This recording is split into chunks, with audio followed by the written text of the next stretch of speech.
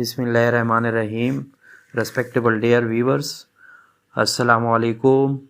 आज part 2 of narration के साथ हाज़िर है। तो पहले नरेशन की बेसिक इंट्रोडक्शन हमने करवाई थी। तो बेसिक इंट्रोडक्शन में काफ़ी सारी चीज़ें मैंने बताने की कोशिश की थी। तो उम्मीद है आप लोगों ने उसको पसंद किया होगा।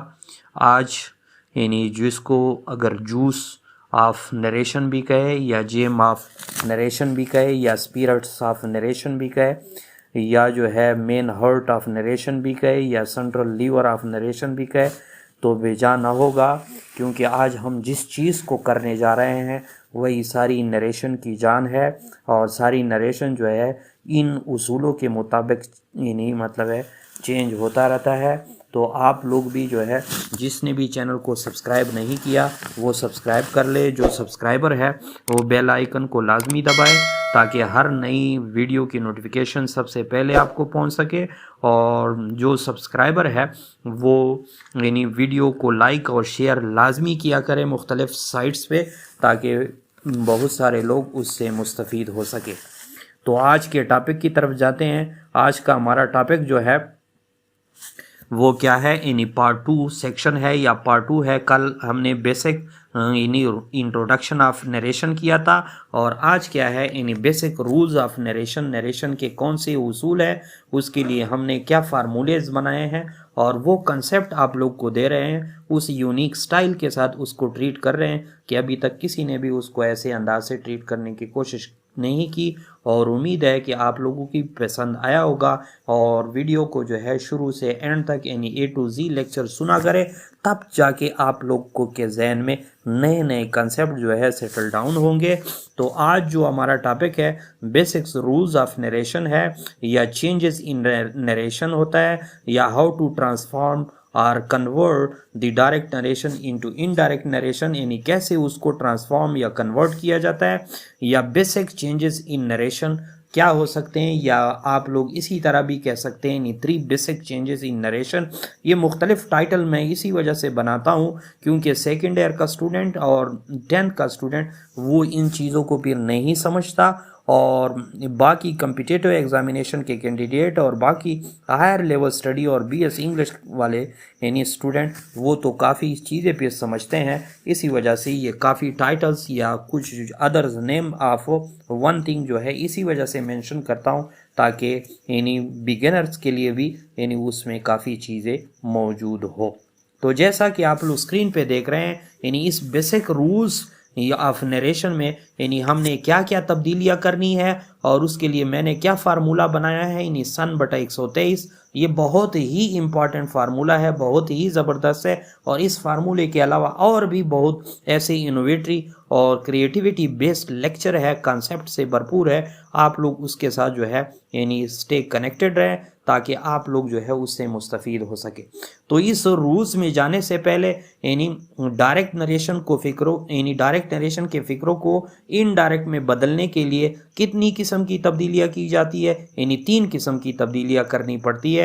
क्या क्या चीज़ें तब्दील करनी पड़ती है। नंबर 1, चेंज इन पर्सन और प्रोनाउन। जैसा कि मैंने कल आप लोग को टेबल याद करने के लिए कहा था कि first person pronoun, third person pronoun और सेकंड पर्सन प्रोनाउन, उसको आप लोग ज़बानी याद कर ले। और दूसरी चेंज क्या होगी, चेंज इन टेंस या oblique verb. Tense basically verb को कहा जाता है और वर्ब या टेंस बेसिकली वक्त को कहा जाता है। इस पे काफ़ी वीडियो अपलोडेड है हमारे और बहुत ही अच्छे कंसेप्ट के साथ आप लोग उसको भी देख सकते हैं। और थर्ड जो चेंज हमने करनी है, चेंज इन सर्टन वर्ड। मुताल्लिका ऐसे अल्फाज होते हैं जिसमें हमने तब्दीलियाँ करनी पड़ती है। तो आप लोग स्क्रीन की जानिब जो है आ जाइए। स्क्रीन पे आप लोगों ने ये 3 तब्दीलियाँ देख ली। अब एक एक तब्दीली को, एक एक चेंज को नरेशन में हम लेते हैं और उसको जो है पेश करने की कोशिश करते हैं। तो सबसे पहले सन/123 वाले चेंज इन पर्सन और प्रोनाउन। तो चेंज इन पर्सन और प्रोनाउन बड़ा कंफ्यूजिंग पार्ट ऑफ नरेशन भी उसे कहा जाता है और ये जो है सबसे इम्पॉर्टेंट पार्ट ऑफ नरेशन भी उसे कहते हैं। लेकिन अगर आप लोग मुझे बगौर सुन रहे हैं तो इंतहाई आसान तरीन और ईजीएस्ट और कंफर्ट जोन में ले आने के लिए मैंने जो फार्मूला बनाया है, उस फार्मूले को आप लोग एक दफ़ा समझे, पेन रजिस्टर ले ले, नोट करें, एक दफ़ा उस पर प्रैक्टिस करें, वो इंशाअल्लाह अज़ीज़ काफ़ी कारआमद रहेगा। तो चेंज इन पर्सन और प्रोनाउन में जाने से पहले आप लोग एक बात यानी कल वाले लेक्चर की भी जहन में रखें। यानी मैंने कल वाले लेक्चर में काफ़ी कंसेप्ट दिए थे बेसिक इंट्रोडक्शन के बारे में ऑफ नरेशन, लेकिन एक बात जहन में रखें, वो एक मैंने ये कहा था कि टेबल ऑफ लेवल यानी table for level of pronouns भी यानी याद कर ले, first person pronoun, third person pronouns और सेकंड पर्सन प्रोनाउन वो याद कर ले। और दूसरा कंसेप्ट मैंने रिपोर्टिंग स्पीच या रिपोर्टिंग वर्ब या रिपोर्टिंग वर्ड्स के बारे या रिपोर्टिंग स्पीच और रिपोर्टेड स्पीच के बारे में दिया था। रिपोर्टिंग स्पीच किस चीज़ को कहा जाता है? जो इन्वर्टेड कामा से बाहर वाला सेक्शन ऑफ नरेशन होता है। और रिपोर्टेड स्पीच किस चीज़ को कहा जाता है? जो इन्वर्टेड कामास के अंदर वाला। ये जहन में ज़हनशीन कर ले। अब सारे उसूल इसी चीज़ पे मबनी होंगे, इसी वजह से कल हमने उसके लिए लेवलिंग ऑफ ग्राउंड किया था, ताकि आप लोग के लिए आगे रूल्स रेगुलेशन से समझने में जो है काफ़ी अफादियत हो। अब जैसा कि आप लोग स्क्रीन पे देख रहे हैं, यानी सन बटा 123, सन से मुराद यानी सन बटा 123 यानी सन के नीचे आप लोग 1 2 3 लिखे। अब 1 2 3 का क्या मतलब होता है और सन का क्या मतलब होता है, तो ये आप लोग समझने की कोशिश करें कि रिपोर्टिंग यानी सब्जेक्ट यानी पहले यानी एस के नीचे 1 लिखा हुआ है, पहले एस और 1 के रिलेशन को हम बयान करते हैं इस फार्मूले के मुताबिक, ताकि प्रोनाउन या पर्सन प्रोनाउन को आप लोग समझ सके। तो टेबल के मुताबिक यानी रिपोर्टिंग सब्जेक्ट के मुताबिक क्या होगा, यानी आप लोग इस तरह जहन में रखें कि अगर फिक्रे के अंदर यानी इन्वर्टेड कामास के अंदर जैसा कि स्क्रीन पे आप लोग देख रहे हैं, वहाँ यानी रिपोर्टेड स्पीच में सब्जेक्ट क्या होगा, यानी वहाँ पे यानी फर्स्ट पर्सन प्रोनाउन इस्तेमाल हो चुका है, यानी आई, माई, मी या वी और अस में से कोई एक यानी वर्ड वहाँ पे लिख चुका है। तो वहाँ रिपोर्टेड सब्जेक्ट जो होगा वो रिपोर्टिंग सब्जेक्ट यानी कामा के बाहर वाले सब्जेक्ट जो यहाँ पे आप लोग को ही नज़र आ रहा है, और रिपोर्टेड सब्जेक्ट क्या नज़र आ रहा है, आई नज़र आ रहा है, वो अमूमन क्या होता है, यानी जो यानी फर्स्ट पर्सन प्रोनाउन किस में हो, रिपोर्टेड स्पीच में first person pronoun as a subject इस्तेमाल हो चुका हो, तो उसकी यानी फर्स्ट पर्सन प्रोनाउन की हमेशा तब्दीली क्या होगी, यानी उसके मुताबिक होगी, सब्जेक्ट के मुताबिक होगी। अब रिपोर्टेड स्पीच में जो मतलब है फर्स्ट पर्सन प्रोनाउन सब्जेक्ट के तौर पर आ जाए या किधर भी आ जाए, उसकी तब्दीली जो है वो रिपोर्टिंग स्पीच के यानी सब्जेक्ट के मुताबिक होगी। कैसे, यानी ये एस और 1 की हम फार्मूले को समझाने की कोशिश कर रहे हैं। जैसा कि स्क्रीन पे आप लोग देख रहे हैं, he says I work hard. अब यहाँ पे आप लोग देख रहे हैं यानी he says I work hard. अब यहाँ पे वो क्या यानी इन्वर्टेड कामा के अंदर आई है जो सब्जेक्ट है, और इन्वर्टेड कामा से बाहर ही है जो सब्जेक्ट है। तो ये अमूमन जब भी यानी इन्वर्टेड कामास के अंदर सब्जेक्ट होगा या सब्जेक्ट के अलावा फर्स्ट पर्सन प्रोनाउन होगा, आई फर्स्ट पर्सन प्रोनाउन है, तो आई जो है फर्स्ट पर्सन प्रोनाउन किस चीज़ के मुताबिक तब्दील होगा, यानी सब्जेक्ट के रिपोर्टिंग सब्जेक्ट के मुताबिक तब्दील होगा। तो ये यानी ऊपर फार्मूले के मुताबिक जब भी सब्जेक्ट होगा, यानी जब भी जो है यानी रिपोर्टेड स्पीच के अंदर सब्जेक्ट होगा और वो भी नीचे 1 के मुताबिक फर्स्ट पर्सन होगा, तो वो फर्स्ट पर्सन वाला प्रोनाउन क्या होगा, सब्जेक्ट के मुताबिक तब्दील होगा। यानी 1 से मुराद है फर्स्ट पर्सन प्रोनाउन और ऊपर एस से मुराद है सब्जेक्ट, यानी सब्जेक्ट से मुराद है रिपोर्टिंग सब्जेक्ट। तो यहाँ पे आप लोग देख रहे हैं he says I work hard, इसी तरह ये डायरेक्ट यानी इनडायरेक्ट में तब्दील हो जाएगा, he says that he works hard. कैसे, यानी यहाँ पे आप लोग देख रहे हैं आई जो कि यानी फर्स्ट पर्सन प्रोनाउन था, वन था, और वो फिर क्या हो गया, सब्जेक्ट के मुताबिक, ही के मुताबिक तब्दील हो गया। इसी तरह यानी ओ और टू का रिलेशन हम बयान करते हैं। अगर रिपोर्टेड यानी स्पीच में वो क्या हो, यानी सब्जेक्ट हो या कोई दूसरी जगह पे वो ये वर्ड इस्तेमाल हो चुका हो, यानी सेकंड पर्सन प्रोनाउन हो। सेकंड पर्सन प्रोनाउन से क्या मुराद है, यू, यू आर यू, जैसा कि आप लोग स्क्रीन पे देख रहे हैं, यानी he says to me you work hard.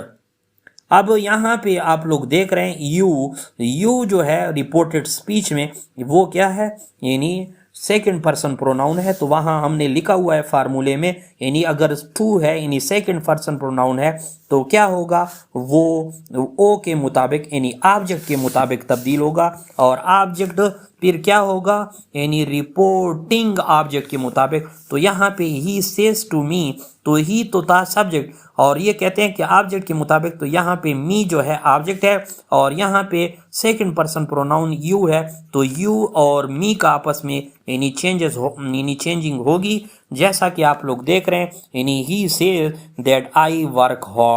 अब यहाँ पे एक ग्रामेटिकल मिस्टेक हो चुकी है, यानी जिसको टाइपोग्रामेटिकल मिस्टेक भी कहते हैं, यानी वर्क के साथ एस यानी गलती से डाला गया है, तो आप लोग उसको जो है यानी ओमिट समझे, यानी आई के साथ वर्क हार्ड, यानी he says that I work hard. तो वो जो यू था या सेकंड पर्सन प्रोनाउन था वो किस चीज़ में तब्दील हो गया, वो ऑब्जेक्ट के मुताबिक तब्दील हो गया। इसी तरह अगर आप लोग मज़ीद भी स्क्रीन के साथ कनेक्टेड है तो एन और थ्री की रिलेशन बनाते हैं।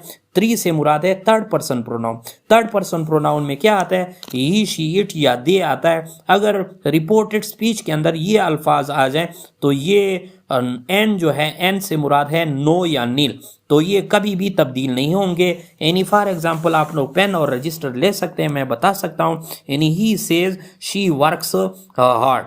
तो अब यहाँ पे शी जो है आप लोगों यानी आप रजिस्टर पर लिखे, शी जो है क्या है, यानी थर्ड पर्सन प्रोनाउन है, तो वो ना सब्जेक्ट के मुताबिक तब्दील होगा और ना ऑब्जेक्ट के मुताबिक तब्दील होगा, यानी नील आएगा। तो ये कैसे डायरेक्ट में फिर तब्दील हो जाएगा, he says that she works hard, ये बिल्कुल उसी तरह तब्दील हो जाएगा और उसी तरह ही रहेगा, क्योंकि उसमें कोई चेंजेस नहीं आएगी।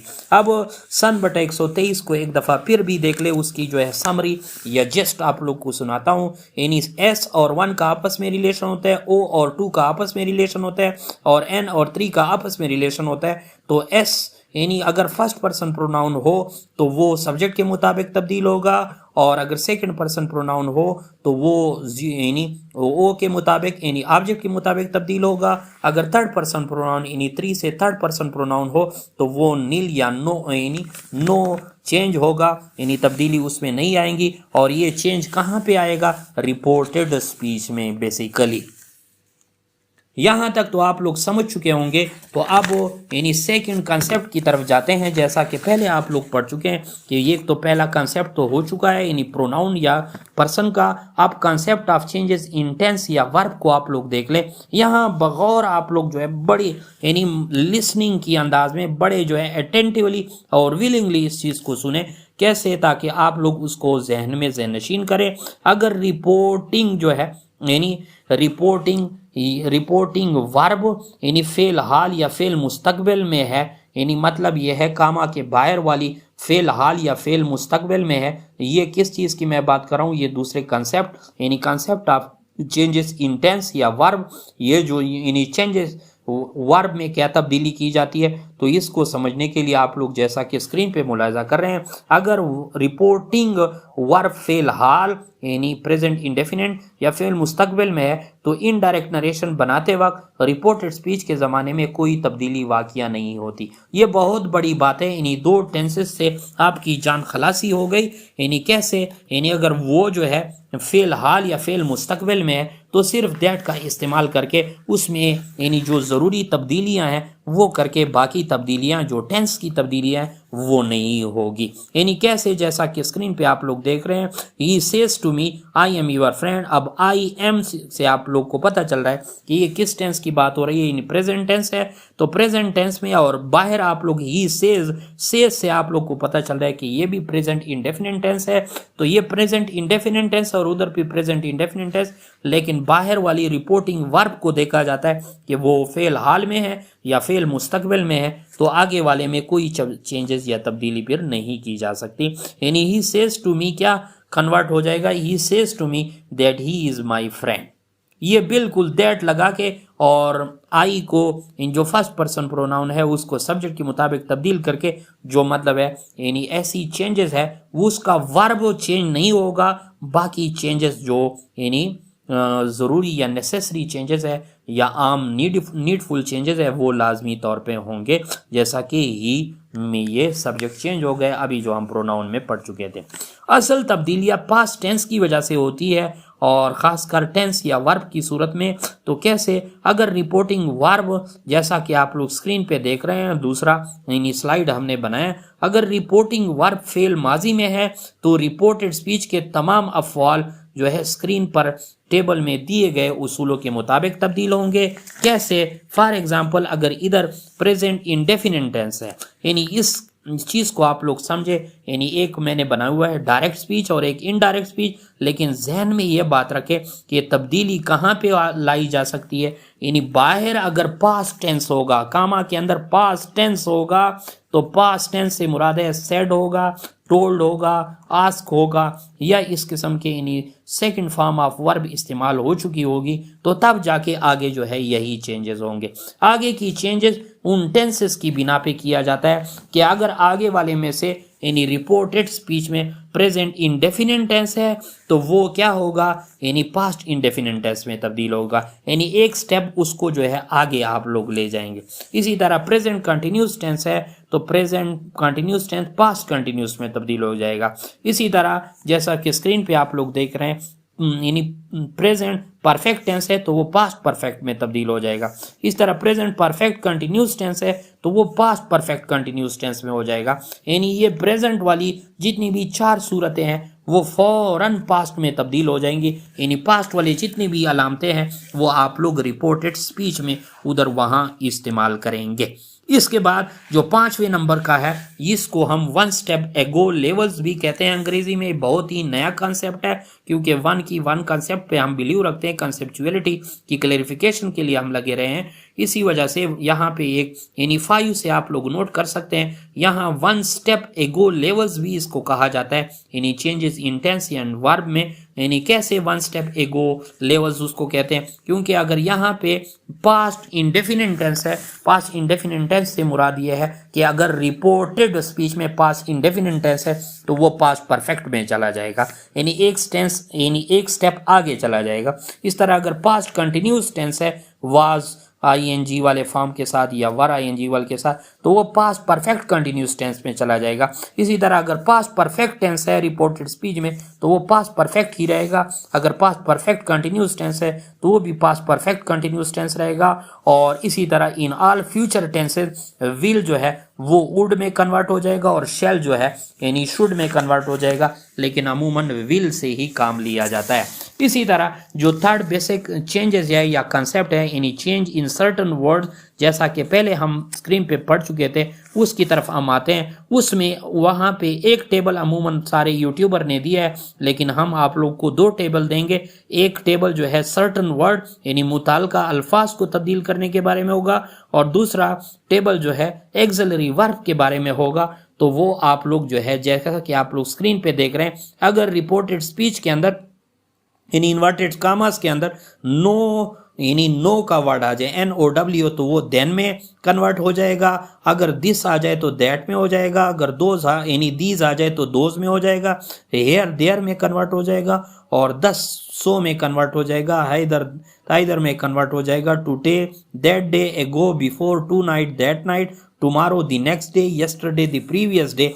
ये तो एक ही टेबल था जैसा कि आप लोग स्क्रीन पे देख रहे हैं। तो दूसरा टेबल क्या होगा, वो एक्सिलरी वर्ब के मुतालिक और इसी एक्सिलरी वर्ब या हेल्पिंग वर्ब जिसके कहा जाता है, ये बहुत ही नया कंसेप्ट है और ये भी इसी से भी आप लोग टेंसेस और वर्ब की चेंजेस को समझने की कोशिश भी कर सकते हैं।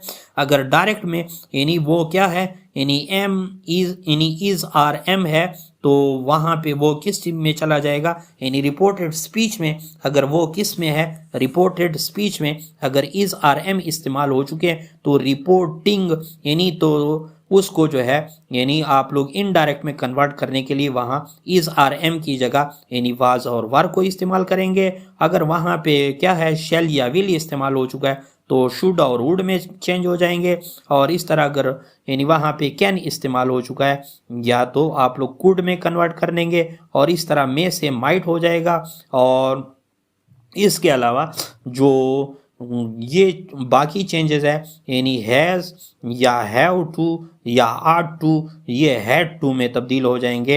ये नया टेबल था जो हमने आप लोग के साथ शेयर किया। अब इसके बाद एक बड़ा नया कंसेप्ट आप लोग को देख रहे हैं इन सर्टन वर्ड में। इन ये तो दो टेबल, एक टेबल तो अमूमन सारे लोग शो करते हैं लेकिन दूसरा टेबल जो एक्सिलरी वर्ब के मुतालिक था वर्ब्स के मुतालिक था वो भी हमने आप लोग के कैसे एक्सिलरी वर्ब चेंज हो गए। और एक अब पांचवा कंसेप्ट जो है यानी इंतहाई अहम कंसेप्ट है जिसमें चंद ऐसे सर्टन वर्ड है जिसको या तो ओमिट किया जाएगा या कुछ अल्फाज में चेंज किया जाएगा। जैसा कि आप लोग स्क्रीन पे देख रहे हैं यानी वेल या ऑल राइट या यस या नो या हेलो जैसे अल्फाज अगर यानी रिपोर्टेड स्पीच में यूज हो चुके हैं यानी डायरेक्ट में तो इनडायरेक्ट में चेंज करते हुए ये वेल ऑल राइट यस या नो और हेलो जैसे अल्फाज को मुकम्मल तौर पे एरेडिकेट किया जाता है, ख़त्म किया जाता है यानी उसको वहाँ से कट किया जाता है। इसी तरह नंबर 2 में सर और मैडम को के लफ्ज़ को जब आप इनडायरेक्ट नरेशन में चेंज करते हैं तो रेस्पेक्टेड फुली में तब्दील किया जा सकता है। Respected fully